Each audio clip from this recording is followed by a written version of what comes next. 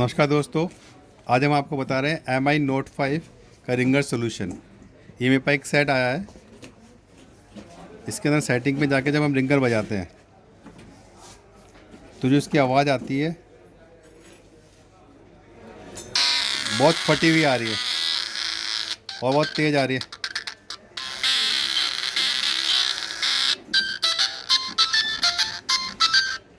इसकी प्रॉब्लम के लिए हमने इसका जो मदरबोर्ड है, इसकी रिंगर आईसी यहाँ पे है, थोड़ा जूम करके दिखाना एक बार। ये रिंगर आईसी है इसकी ये पावर आईसी, ये दोनों चेंज करके हमने देख लिया, लेकिन सेम प्रॉब्लम रही।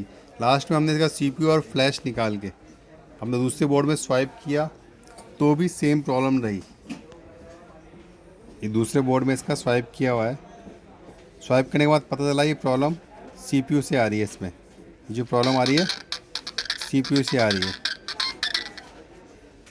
तो कभी भी ऐसी कोई दिक्कत आए तो एक बार ज़रूर चेक कर लें।